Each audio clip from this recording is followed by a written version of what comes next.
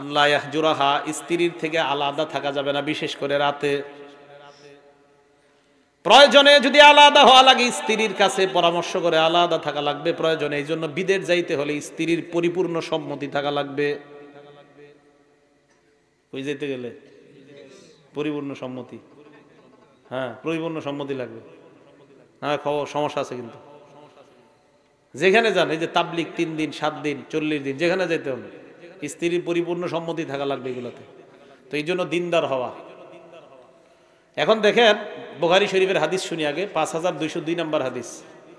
উম্মে সালামা রাদিয়াল্লাহু তাআলা আনহার বর্ণনা, তিনি বলেন আন্নান নাবিয়্যা সাল্লাল্লাহু আলাইহি ওয়াসাল্লাম হালাফা, আল্লাহ নবী শপথ করলেন, লা ইয়াদখুলু আলা বাদি আজওয়াজিহি শাহরা, উনি ওনার বিবির কতিপয় বিবির ঘরে 1 মাস প্রবেশ করবে না, উনি শপথ করলেন। হাদিস দ্বারা বোঝা যায় মাঝে মাঝে বিবির থেকে আলাদা হয়ে যাওয়া এটা জায়েজ আছে। আল্লাহ নবী শপথ করলেন তার কতিপয় বিবির কাছে 1 মাস থাকবে না। নবীজি একটু রাগ হয়ে গেছিলেন বিবিদের উপরে, অভিমান কইরা শপথ করছে আমি যেমন 1 মাস। বোঝা যায় প্রয়োজনে বিবিরে আলাদা করা। এই জন্য মাসালা শুনেন, এই জায়গায় আল্লাহ পাক রব্বুল আলামিন বলেছেন, যদি তোমরা বিবিদের থেকে কোনো ভয়ঙ্কর অপরাধ পেয়ে যাও তখন তাদেরকে শায়েস্তা করার কয়েকটা সূরত। 1 নাম্বার ফাইজুহুন্না, ওয়াজ করো। কি করো? ওয়াজ করো।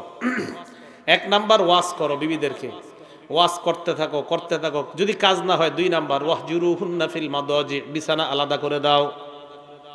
বিছানা আলাদা করার 3 ব্যাখ্যা। একই বিছানায় শুইবেন, চেহারা আরেক দিকে ফিরে রাখবেন, বিবিরে বুঝাইবেন তোমার উপর আমি রাগ তাই তোমার দিকে তাকাই না, তুমি এই অপরাধ না ছাড়লে আমি আর তোমার দিকে তাকাবো না। বিছানা আলাদা করার 2য় ব্যাখ্যা, একই ঘরে থাকবেন, বিবি খাটে আপনি সোফায়, বা হ্যাঁ খাটে সোফায় আপনি ঘাটে। বিছানা আলাদা করার 3 নাম্বার ব্যাখ্যা, উনি এক রুমে আপনি আরেক রুমে, কিন্তু কথাটা ঘরের অন্য সদস্যরা যেন না জানে। কথাটা বুঝছেন? হ্যাঁ, এই বিষয়টা যেন আপনাদের 2 জনের মাঝে সীমাবদ্ধ থাকে। তাহলে বিবি যদি কোনো অপরাধে লিপ্ত, সারাক্ষণ নাটক সিনেমা দেখে, হ্যাঁ স্বামীর এটা পছন্দ না, তুমি এটা না ছাড়লে আমি তোমার দিকে তাকাবো না, তো মাঝে মাঝে এইভাবে করার জন্য বিছানা আলাদা করা শরীয়ত বলে এটা জায়েজ আছে। তো নবীজি শপথ করলেন 1 মাস যাবে না। ফালাম্মা মাদাতিস 29 ইয়াওমা, 29 দিন হয়ে যাওয়ার পর, গদা আলাইহিন্না আওরাহা, আল্লাহ নবী সকালবেলা অথবা বিকালবেলা তার বিবিদের কাছে গেলেন। হালাফতা আল্লাহ তাদখুলা আলাইহিন্না শাহরা, আপনি শপথ করলেন 1 মাস যাবেন না, আপনি 29 দিন পর কেন গেলেন? নবীজি কয় আমারে তোমরা বুঝাও, ইন্না শাহরা কদ ইয়াকুনু 29 ইয়াওমা, মাস মাঝে মাঝে 29 দিনেও হয় না? দেখছেন আমাদের নবী কত চালাক, আমাদের নবীজি কত জ্ঞানী, আমাদের নবীজির আল্লাহ কত জ্ঞান দান করছে। আমারে বুঝাও মাঝে মাঝে 29 দিনেও মাস হয়।